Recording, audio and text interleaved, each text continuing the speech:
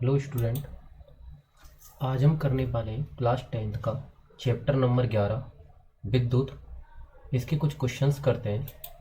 देखिए, इसका जो पहला क्वेश्चन है वो है विद्युत परिपथ में धारा मापने वाला उपकरण है। विद्युत परिपथ में धारा मापने वाला उपकरण है। तो विद्युत परिपथ की अगर बात करें तो विद्युत परिपथ में धारा किससे मापी जाती है? एमीटर से। तो इसका आंसर क्या हो जाएगा? एमीटर हो जाएगा। अगला देखते हैं, अगला क्या है। अगला क्वेश्चन है, यदि किसी परिपथ में 1 कूलम आवेश को प्रवाहित करने में 1 जूल कार्य करना पड़ता है तो दो बिंदुओं के मध्य विभवांतर होगा। ये किसकी परिभाषा है? 1 वोल्ट की परिभाषा है। तो इसका आंसर क्या हो जाएगा? 1 वोल्ट हो जाएगा। किसी विद्युत बल्ब का अनुमतांक 220 वोल्ट 100 वाट है। जब इसे 110 वोल्ट पर प्रचालित किया जाता है तो इसके द्वारा उपमुक्त शक्ति क्या होगी? देखिए, इस क्वेश्चन को हमें थोड़ा सॉल्व करना पड़ेगा। देखिए, इस क्वेश्चन को सॉल्व करके हम इसका आंसर निकालने की कोशिश करते हैं। यहाँ पर देखिए, हमको बोल रहा है यहाँ पर कि 220 वोल्ट है और 100 वाट है। और यहाँ पर हमसे पूछ क्या रहा है? शक्ति पूछ रहा है। तो शक्ति की अगर हम बात करते तो शक्ति का जो फॉर्मूला होता है, शक्ति का फॉर्मूला क्या होता है? P बराबर V²/R। ये फॉर्मूला हम यहाँ पर काम में लेंगे। क्यों लेंगे? क्योंकि हमें यहाँ से जो हमें पहली वैल्यू दे रखी है वो किसकी दे रखी है? विभवांतर दे रखा है 220 वोल्ट और शक्ति दे रखी है 100 वाट। तो अगर हम यहाँ पर वैल्यू को रखेंगे तो हमें यहाँ से क्या मिल जाएगा? आर मिल जाएगा। पी सॉरी, ये फॉर्मूला जो है हमारा। तो अब हम अगर यहाँ पर वैल्यू रखें तो क्या हो जाएगा? पी की वैल्यू हमारे पास है नहीं, यहाँ पर V² की वैल्यू है हमारे पास। सॉरी, पी की वैल्यू हमारे पास क्या है? 100। पी की वैल्यू क्या हो जाएगी हमारे पास? 100। बी की वैल्यू हमारे पास क्या हो जाएगी? पी की वैल्यू हमारे पास 100 और बी की वैल्यू हो जाएगी हमारे पास 220। और इसका हमें क्या कर देना है? स्क्वायर कर देना है बटे आर। तो अगर आर को निकालेंगे तो क्या हो जाएगा? आर बराबर 220 का स्क्वायर बटे 100।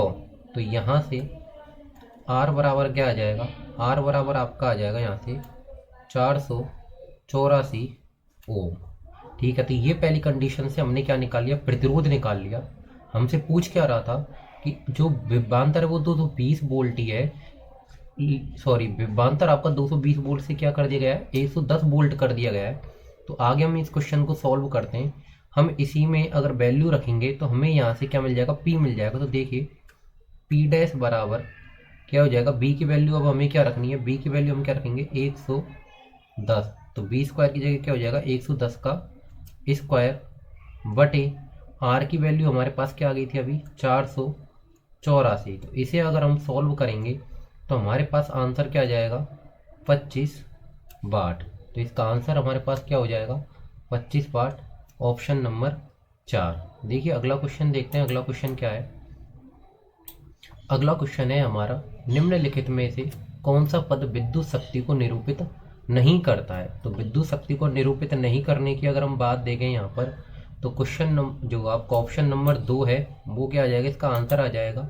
जब भी हम विद्युत शक्ति का फॉर्मूला पढ़ते तो विद्युत शक्ति का फॉर्मूला P बराबर I²R भी होता है, BI भी होता है और V²/R भी होता है। अगला क्वेश्चन है, यदि R1 व R2 के दो प्रतिरोध समांतर श्रेणी में जुड़े हों तो समतुल्य प्रतिरोध क्या होगा?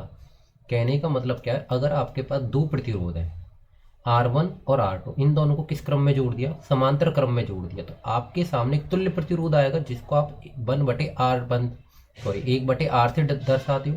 तो क्या लिखते हो? 1/R बराबर 1/R1 प्लस 1/R2। क्या लिखते हैं हम इसको? 1/R बराबर 1/R1 प्लस 1/R2। तो ये बोलना चाह रहा है समतुल्य प्रतिरोध, मतलब यहाँ पर जो ये R का मान आएगा वो क्या होगा? R1 से अधिक होगा, R2 से अधिक होगा, प्रत्येक से कम होगा, दोनों से अधिक होगा। तो यहाँ पर क्या आ जाएगा? प्रत्येक से कम। मतलब यहाँ पर जो R का मान आता है वो R1 और R2 प्रत्येक से कम होगा, R1 से भी कम होगा और R2 से भी कम निकल के आएगा यहाँ पर। अगला क्वेश्चन देखते हैं। अगला क्वेश्चन क्या है हमारा? अगला क्वेश्चन है हमारा क्वेश्चन नंबर 6। चालक तार की लंबाई तथा अनुप्रस्थ काट के क्षेत्रफल से तार का प्रतिरोध में संबंध है। तो यहाँ पर अगर हम प्रतिरोध की बात करें तो प्रतिरोध का संबंध के लिए हमने एक फॉर्मूला पढ़ा है कि R बराबर रो एल बटे एल। मतलब यहाँ पे इससे क्या निकलता है कि जो प्रतिरोध होता है लंबाई के समानुपाती होता है और ये मोटाई मतलब अनुप्रस्थ काट के क्षेत्रफल के क्या होता है व्युत्क्रमानुपाती होता है। तो इसका ऑप्शन ढूंढ लेते हैं, आर समानुपाती एल तीसरा और आर व्युत्क्रमानुपाती ए। तो ऑप्शन नंबर क्या हो जाएगा यहाँ पर हमारा तीसरा क्या हो जाएगा, सही हो जाएगा। अगला क्वेश्चन देखते हैं, चालक तार की लंबाई बढ़ने से तार का प्रतिरोध बढ़ेगा या घटेगा। चालक तार की लंबाई बढ़ने से तो देखो क्या आ रहा है, इसी फॉर्मूले से निकल जाएगा, ये प्रतिरोध रहा। तो अभी अभी हमने पढ़ा है आर समानुपाती क्या निकलता है यहाँ से एल।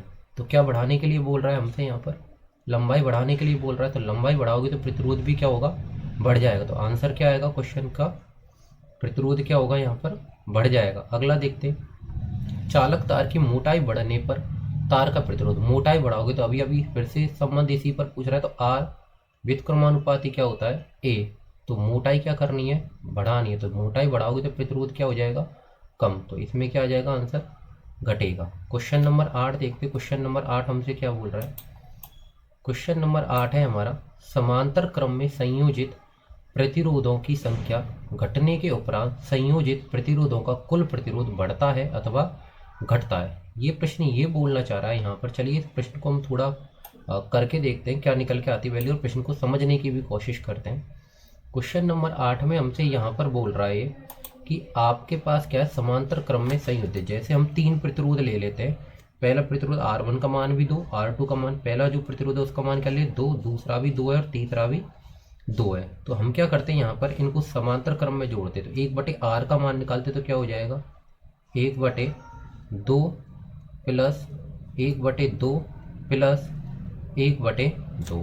तो एलसीएम क्या आ जाएगा, यहाँ से 2 आ जाएगा, 1 प्लस 1/2 तो क्या हो जाएगा 3।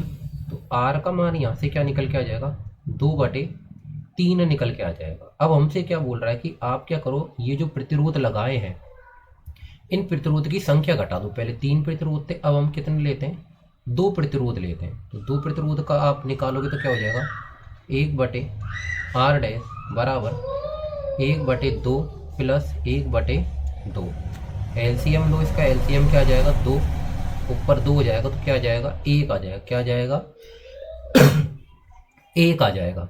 तो यहाँ पर आर डैश की वैल्यू आपके पास क्या आ गई, 1 आ गई। तो यहाँ से आप क्या निकाल रहे हो, अगर यहाँ पर देखोगे तो इसका मान क्या आएगा, लगभग 0.6 के पास आएगा। तो जैसे आपने प्रतिरोधों की संख्या कम करी है तो यहाँ पर प्रतिरोध का मान क्या हो गया है, बढ़ गया है। तुल्य जो प्रतिरोध निकाल रहे हो उसका मान क्या हुआ है, बढ़ गया है। तो प्रश्न में यही बोल रहा था। आप प्रश्न को अगर ढंग से पढ़ोगे तो देखिए प्रश्न हमसे क्या बोल रहा था यहाँ पर, समांतर क्रम में संयोजित प्रतिरोधों की संख्या घटने के उपरांत संयोजित प्रतिरोधों का कुल प्रतिरोध बढ़ता है या फिर घटता है। तो आंसर क्या आ जाएगा, प्रतिरोध बढ़ता है।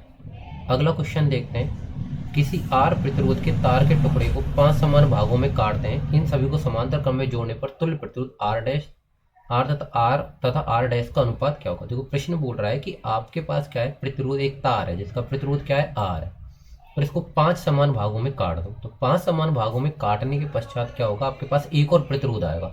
तो पुराने प्रतिरोध और इस नई कंडीशन की प्रतिरोध का आपको क्या निकालना है, अनुपात निकालना है। तो इसे चलिए सॉल्व करके देखते हैं इस क्वेश्चन को भी हम। देखिए यहाँ पर हमसे प्रश्न में ये बोल रहा है यहाँ पर कि आपके पास क्या है, इस तरह से, जैसे ये क्या है, एक तार है, क्या है ये, तार है। और तार में आपसे बोल रहा है कि ये जो तार है इस तार का प्रतिरोध क्या है, आर है। प्रतिरोध क्या है, आर है। तो हमारे पास जो पहली कंडीशन हो गई वो क्या हो गई कि आपके पास प्रतिरोध क्या आ गया, आर आ गया। अब वो बोल रहा है कि इसको क्या करो, इस तरह से 1 2 3 4, ये 1 2 3 4 5 बराबर भागों में बांट दो। तो 5 बराबर भागों में बांटा तो ये क्या हो गया, R/5। ये भी क्या हो गया, R/5। ये भी क्या हो गया, R/5। ये भी क्या हो गया, R/5। ये भी क्या हो गया, R/5। तो प्रत्येक भाग का मान क्या हो गया, R/5 हो गया। तो पहली कंडीशन तो ये थी कि तार का प्रतिरोध क्या है, R। दूसरी कंडीशन में क्या बोला, इस प्रतिरोध को 5 भागों में बांट दो। तो R को 5 भागों में बांटोगे तो 5 का ही तो भाग देंगे हम यहाँ पर। तो अब इसका हम प्रतिरोध निकालते हैं, समतुल्य प्रतिरोध क्या आएगा। तो 1/R बराबर क्या होता है, 1/R1। तो R1 की वैल्यू क्या है, R/5 प्लस 1/R2, R2 की वैल्यू भी क्या है R/5 प्लस 1/R3, R3 की वैल्यू भी क्या है R/5 प्लस 1/R4, R4 की वैल्यू भी क्या है R/5 प्लस 1/R/5।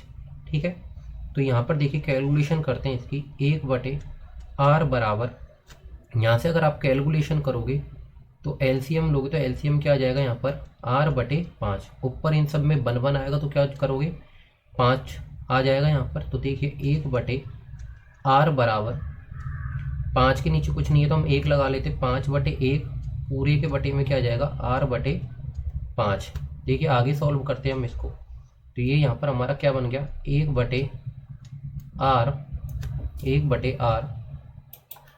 बराबर 1/R बराबर क्या हो जाएगा 5/1 गुणा 5/R। तो क्या हो जाएगा 1/R और 5 को गुणा 5 से करोगे आ जाएगा 25/R। ये 1/R का मान है, तो R का मान क्या आ जाएगा R ऊपर चला जाएगा और ये 25 नीचे आ जाएगा। क्या आ जाएगा R/25 आ जाएगा। अब देखो ये हमने जो दूसरा निकाला था इसको हम R मानने की जगह क्या मान लेते, इसको R' मान लेते। क्या मान लेते हैं R' मान लेते हैं। ठीक है, अब इसके मान में कितना अनुपात आ गया, अब अनुपात निकालेंगे अगर हम, तो पहला क्या था हमारे पास R, दूसरी वैल्यू क्या आई R' आई। तो R का क्या आ रहा था R और इसका क्या आ रहा है R/25। क्या आ रहा है R/25। तो इसका अनुपात निकालोगे तो यहाँ पर ध्यान से देखोगे तो ये कट जाएंगे R से R, तो बचेगा क्या अनुपात क्या आ जाएगा 1/25 अनुपात आ जाएगा। तो आंसर देखते हैं, आंसर में हमें क्या दे रखा है ऑप्शन में। देखिए ऑप्शन क्या है 25, 1/25। चलो इसको थोड़ा और सही कर लेते हैं और कैलकुलेशन चेक करते हैं एक बार इसकी। हमने कैलकुलेशन में क्या करा है, यहाँ पर अनुपात हमसे पूछ रहा है। यहाँ पर एक बार देख लेते हैं क्वेश्चन को। अनुपात हमसे यहाँ पर पूछ रहा है R तथा R' का। तो चलिए देखते हैं इसको R तथा R' का। तो देखिए यहाँ पर R/R', तो R का मान तो R ही था, R' का मान क्या आया हमारे पास R/25। इसकी कैलकुलेशन करते हैं तो क्या हो जाएगा R/1 गुणा 25/R। हाँ तो ठीक है, ये कैलकुलेशन हमारी थोड़ी गलती हो गई। तो ये यहाँ पर क्या आ जाएगा 25 आ जाएगा। तो यहाँ पर अनुपात क्या आ रहा है हमारा 25 आ रहा है। तो आंसर क्या आ जाएगा हमारा 25 आ जाएगा यहाँ पर ऑप्शन नंबर 4। अगला क्वेश्चन देखते हैं। अगला क्वेश्चन हमसे बोल रहा है यदि एक समान लंबाई एवं समान अनुप्रस्थ काट के क्षेत्रफल के किसी धातु के तार को समान विभवांतर के परिपथ में पहले श्रेणी क्रम में जोड़ा जा रहा है और फिर समांतर क्रम में जोड़ा जा रहा है, तो श्रेणी क्रम और समांतर क्रम में जोड़ने के बाद ऊष्मा का अनुपात क्या आएगा। तो ऊष्मा का अनुपात यहाँ पर क्या आता है 1/4 आता है। अगला क्वेश्चन देखते हैं। अगला क्वेश्चन क्या है, अगला क्वेश्चन हमसे बोल रहा है यहाँ पर कि किसी चालक तार का प्रतिरोधकता निर्भर करती है। तो चालक तार की प्रतिरोधकता की अगर हम बात करें तो हमने एक फॉर्मूला पढ़ा है। यहाँ पर हमने प्रतिरोध का फॉर्मूला पढ़ा था। प्रतिरोध का फॉर्मूला क्या पढ़ा था हमने R बराबर ρL/A। फॉर्मूला क्या पढ़ा था हमने प्रतिरोध का R बराबर ρL/A। तो यहाँ पर किसकी बात कर रहा है प्रतिरोधकता की। तो प्रतिरोधकता का फॉर्मूला यहाँ पर क्या हो गया हमारा, इसका जस्ट उल्टा हो जाएगा। तो क्या हो जाएगा RA/L हो जाएगा। किसकी पूछ रहा है प्रतिरोधकता की पूछ रहा है, प्रतिरोधक नहीं पूछ रहा। अच्छा बेसिकली ये क्वेश्चन डायरेक्ट है, किसी चालक तार का प्रतिरोधकता, प्रतिरोधकता का मतलब क्या होता है पदार्थ की प्रकृति। तो आंसर क्या आ जाएगा पदार्थ की प्रकृति पर। अगला क्वेश्चन है यदि किसी चालक तार के अनुप्रस्थ काट के क्षेत्रफल को आधा कर दिया जाए तो प्रतिरोध क्या होगा। चालक तार के अनुप्रस्थ काट के क्षेत्रफल को आधा कर दिया जाए तो प्रतिरोध क्या होगा। देखो प्रतिरोध का फॉर्मूला क्या होता है R बराबर ρL/A। ये क्या है प्रतिरोध का फॉर्मूला। इसमें क्या बोल रहा है A को क्या कर दो आधा कर दो तो प्रतिरोध क्या आएगा। तो चलो इसको करके देख लेते हैं यहीं पर हम। तो देखिए R बराबर रो को ऐसे की ऐसे रहने देते हैं, L A को क्या करना है आधा करना है। तो 1 क्या हो गया 2 हो गया। R बराबर रो क्या हो गया ρL/1 गुणा 2/A। तो क्या आ गया रो एल, इस 2 को मैं आगे ले लेता हूँ बटे ए, तो 2 आगे आ गया, तो रो एल बटे ए, रो एल बटे ए किसकी वैल्यू है, आर की वैल्यू, तो आर डैश का मान क्या पर क्या आ जाएगा, यहाँ पर 2 आर आ जाएगा, तो प्रतिरोध आपका क्या हो जाएगा 2 आर, मतलब क्या हो जाएगा, दुगना हो जाएगा। चलिए इसके ऑप्शन से देखते हैं ऑप्शंस क्या हैं। तो इसके ऑप्शंस अगर आप देखोगे, देखिए यहाँ पर, तो ये क्या हो गया, दुगना हो जाएगा, तो ऑप्शन नंबर क्या आ जाएगा 2 आ जाएगा, 2 गुना। अगला क्वेश्चन है, किसी निश्चित प्रतिरोध के तार से धारा प्रवाहित करने पर उत्पन्न ऊष्मा किसके वर्ग के समानुपाती होती है। किसी निश्चित प्रतिरोध के तार से धारा प्रवाहित करने पर उत्पन्न ऊष्मा, यहाँ पर किसकी बोल रहा है, ऊष्मा की बोल रहा है। तो अगर ऊष्मा की बोल रहा है तो ऊष्मा का हमने सूत्र पढ़ा है, और ऊष्मा का सूत्र हमने क्या पढ़ा है, ऊष्मा का सूत्र होता है H बराबर टी आर आई का स्क्वायर। तो क्या पूछ रहा है हमसे, ऊष्मा के वर्ग के समानुपाती, तो वर्ग के समानुपाती किसके है, आई, और आई क्या होती है, विद्युत धारा। तो इसमें ऑप्शन ढूंढते हैं जिसमें विद्युत धारा प्रवाहित होती है, समय जिसमें विद्युत धारा प्रवाहित होती है, समय का कोई लेना देना नहीं है, ताप का होता नहीं है, प्रतिरोध के होता नहीं है, तो किसका होगा, विद्युत धारा के परिणाम। तो ऑप्शन क्या आ जाएगा 4। अगला क्वेश्चन पूछ रहा है, फ्यूज तार घरेलू विद्युत परिपथ में किस क्रम में जुड़ा होता है। तो फ्यूज तार की अगर हम बात करें घरेलू विद्युत परिपथ में, तो किस क्रम में जुड़ा हुआ होता है, श्रेणी क्रम में जुड़ा हुआ होता है। आगे के कुछ क्वेश्चन जिनको हम अगले लेक्चर में करेंगे। अगर आपको वीडियो अच्छी लगी हो तो चैनल को सब्सक्राइब एवं लाइक जरूर करें। धन्यवाद।